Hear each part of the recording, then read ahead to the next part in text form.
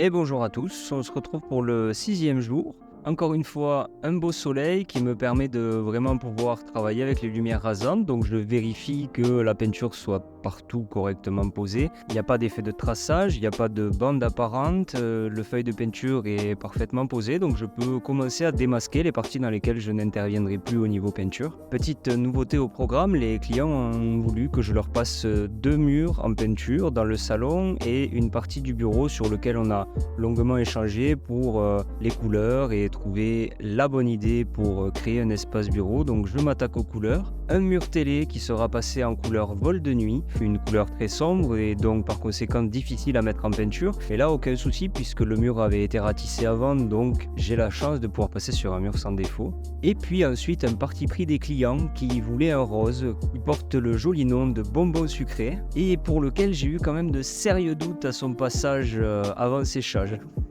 Pour le bureau, le choix a été fait, ce sera le verre Adré, qui est un verre profond et qui permettra d'avoir une meilleure concentration pour le travail. On décide de le faire sous la forme d'une alcôve pour définir correctement l'espace dans la pièce et personnellement je trouve que ça matche super bien. Le temps pour moi d'envoyer quelques petits bouts de photos, vraiment que des angles aux clients pour leur montrer un petit peu quand même et les rassurer parce qu'ils avaient très peur de ce rose, mais au final il est franchement joli au séchage, il a un effet poudré qui matchera super bien avec la déco qu'ils veulent mettre en place dessus, donc je suis rassuré pour eux aussi. Ici en termes de facturation, il faut compter une demi-journée de travail pour poser les 3 murs couleurs, donc les clients ont bénéficié de mes prix professionnels sur les peintures. Ici j'avance l'achat des consommables et vous les retrouvez par la suite sur la facturation pour un système de débôt. J'attaque la préparation des plaintes, taillées et laquées par les clients, puis je me rends compte, aïe aïe aïe, catastrophe.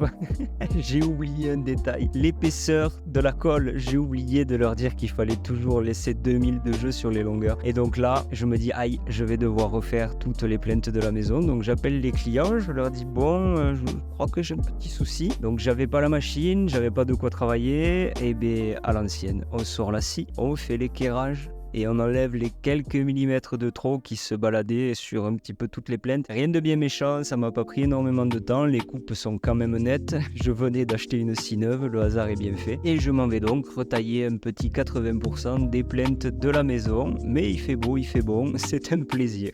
Sur le devis, et dans le cas où j'aurai des plaintes à poser chez vous, vous retrouverez la ligne pose de plainte au choix du client et acrylique de jonction au mur. Il sera de l'ordre de 8 € du mètre linéaire. Ici, c'est différent, les clients ont bien bossé, donc je ne prends rien au niveau tarification, puisque ça m'aura évité le masquage au préalable avant peinture. L'un dans l'autre, le temps de travail reste le même. Faut s'avouer aussi que quand un chantier se passe bien, c'est toujours un plaisir de faire des petits cadeaux à droite à gauche. Une deuxième couche sur ce joli adré, qui en tirant, je trouve, donne vraiment une profondeur incroyable. J'adore cette couleur. Et je crois que le client, il va beaucoup l'aimer aussi.